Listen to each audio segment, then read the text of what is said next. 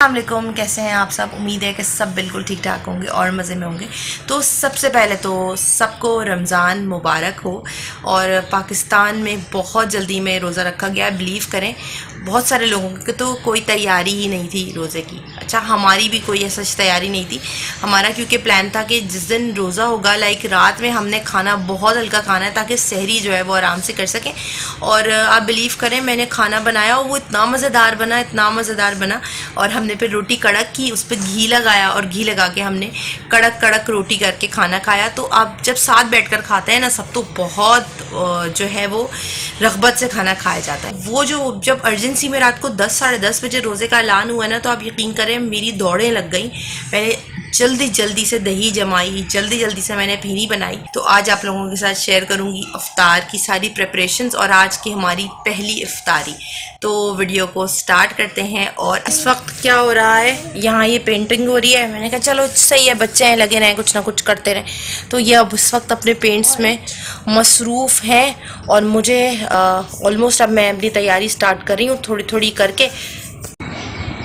अच्छा, एक बच्चा तो हमने सुला दिया है, ये वाला बच्चा ना हमारा।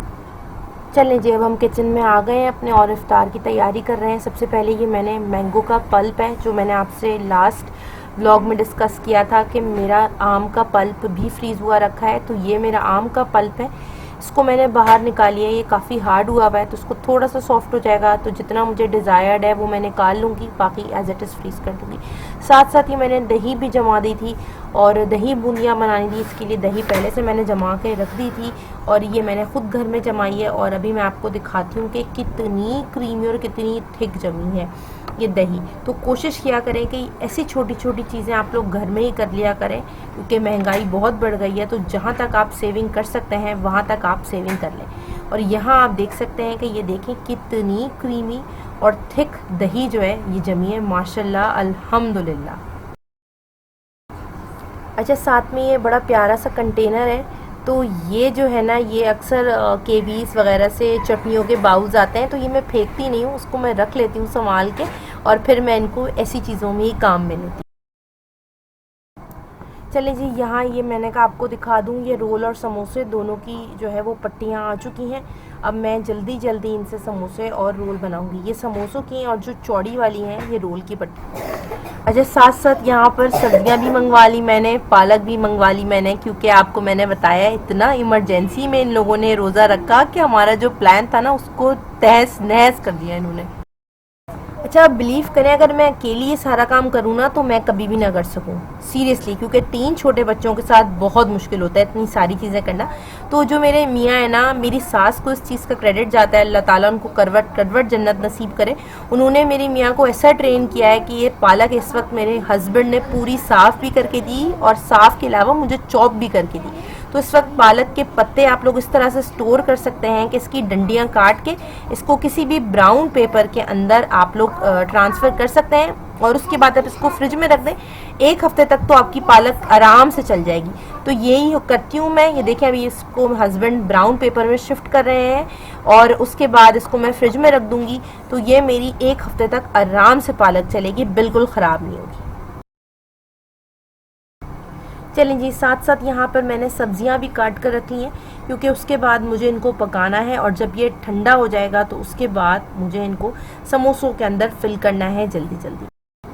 इसकी रेसिपी बहुत इजी है और बहुत सारे लोग अपने डिफरेंट तरह से बनाते हैं, डिफरेंट तरह के मसाले ऐड करते हैं।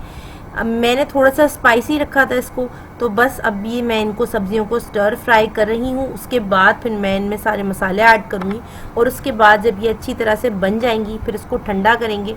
ठंडा होने के बाद इसको समोसों के अंदर फिल करेंगे अलॉन्ग विथ चीज़, क्योंकि मुझे चीज़ बहुत पसंद है। तो साथ साथ मैंने चीज़ भी श्रेड करके रख ली थी।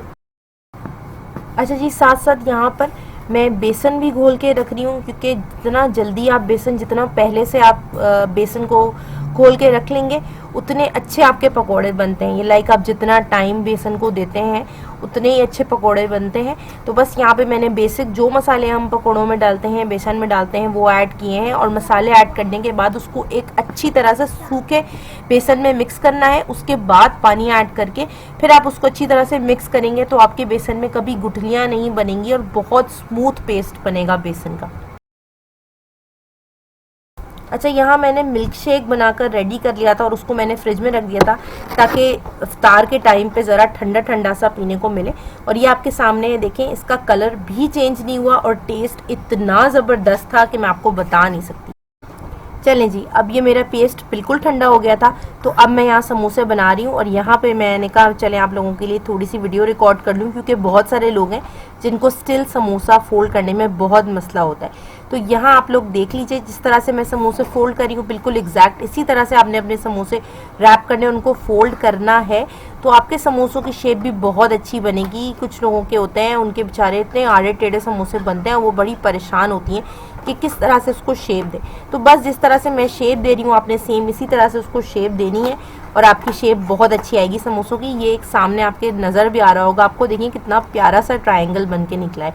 तो बस यहाँ मैंने अपना सब्जियों का जो मसाला था वो ऐड किया, साथ में जो श्रेडेड चीज़ थी वो ऐड की, और तड़ा मेरे समोसे रेडी थे। और समोसे जो है मैंने इफ्तार में फ्राई किए थे, एक दो इफ्तार के बाद टेस्ट करने के लिए, तो बहुत मज़ेदार बने थे। और वो जो चीज़ का टेस्ट था ना, आहा, वो मुंह में आ रहा था ना, तो खाकर इतना मज़ा आ रहा था। तो ये देख लें जी, ये बड़ी हसीन सी समोसे की एक शेप रेडी है। और साथ में ये देखें, ये मेरे समोसे मैंने कुछ बना लिए थे, तो मैंने कहा ये भी आप लोगों के साथ शेयर कर दूँ। क्या कर रही हैं अलिशा? अच्छा जी, यहाँ पर मैंने पालक का जल्दी से सामान का सारा काट के रखा हुआ है। ये बेसन है और यहाँ ये जो है ना, ये पकौड़े हो रहे हैं। यहाँ ये मैंने आलू के काट के रखे हुए हैं पकौड़े, और यहाँ ये कदर बेसन है, ये थैली है जिसमें सारा कचरा मैं जमा कर दूँ। तो ये जो टाइम होता है ना, ये ज़रा थोड़ा सा ज़्यादा भाग दौड़ करने वाला टाइम होता है। चले जी, तो मेरे पालक के पकोड़े इस वक्त फ्राई होकर रेडी हो गए हैं। तो मैंने कहा आपको ज़रा शक्ल भी दिखा दूं कि ये फ्राई होने के बाद किस तरह के हैं। तो ये बहुत क्रिस्पी और बहुत मज़ेदार बने थे। दूसरा, अब मैं आलू के पकोड़े फ्राई कर रही हूँ। तो बस ये इतना जल्दी जल्दी का टाइम होता है कि आपको कुछ समझ में नहीं आ रहा होता कि किस तरह से मैनेज करें। चलें जी, तो इस वक्त ये मेरे हस्बैंड जो हैं वो दही को फेंट रहे हैं अच्छी तरह से। और मैंने आपको कहा था ना कि अगर आपके हस्बैंड आपके साथ काम कराएं तो कोई भी चीज़ बर्डन नहीं लगती, इसीलिए मैं अकेला आराम से इतनी चीज़ें मैनेज कर लेती हूँ, क्योंकि मुझे जो सबसे ज़्यादा सपोर्ट है वो मेरे हस्बैंड की। तो ये देख लें, ये बूंदियाँ ये सारी वो हैं रेडीमेड हैं, ये मैंने नहीं बनाई हैं। तो ये दही में ऐड किए हैं, अब इसको छोड़ देंगे ताकि थोड़ा सा पानी पिए। और ये जो है मैं और मेरे हस्बैंड खाते हैं इफ्तार के बाद, उसमें खूब सारे मसाले ऐड करके खूब चटपटा करके। चले भाई, आज के ब्लॉग को यहाँ पर एंड करते हैं। कैसा रहा आज का रोज़ा? पता चला नहीं है ना, मौसम अच्छा था, आज का रोज़ा बहुत अच्छा गुजरा।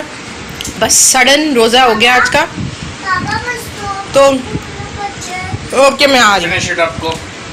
अपना बहुत सारा ख्याल रखिएगा, दुआ में याद रखिएगा। और हमारी जो छोटी हैं वो इंशाल्लाह ताला अगले महीने 1 साल की हो जाएंगी। इंशाल्लाह ताला रमज़ान में वो 1 साल की हो जाएंगी। हेलो है ना, बाय बाय कर दें, अल्लाह हाफिज़।